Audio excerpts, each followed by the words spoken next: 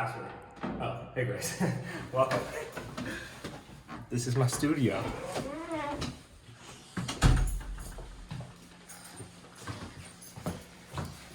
And it's also our apartment, so we're making it work in here during quarantine, and grateful for 100 Projects putting this on.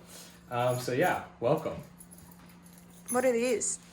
These are my new swimmer paintings. I'm obsessed with bather paintings, Gauguin, Cezanne, Matisse, and interested in recreating them in context of the 21st century. So these are pretty time intensive, and during quarantine I get to have enough time to actually focus on these, and instead of showing them individually, I like to create these installations out of them with one of the big scanner paintings. And I'm actually using like a traditional painting process, which I usually don't do. So going from source imagery to sketches to drawings to small paintings to bigger paintings to the biggest paintings.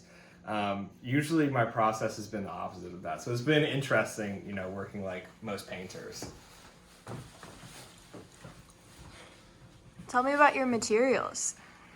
So I like using Nova Colors interference paint.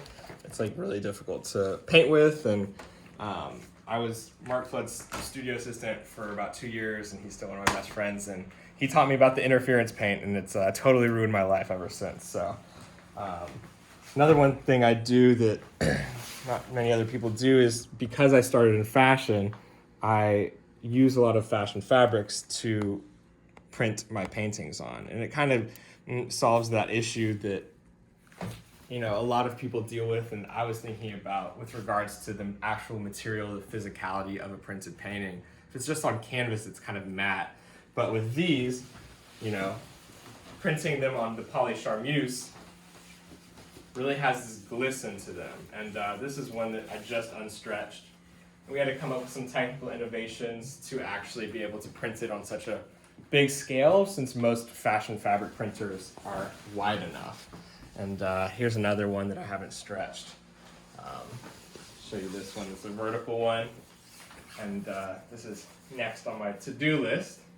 We have to hem the edges and everything, so I love those. And they kind of blow the paintings out of the water in a way, but I still love making the actual paintings, and they kind of all feed into each other. So I make a lot of these scanner paintings using a printer and scanner, and I collect the source imagery of corporate logos, of other paintings I've made, works on paper I make, then I scan them and mess with them, and then actually make them in this simple iPad program, the same one that David Hockney uses.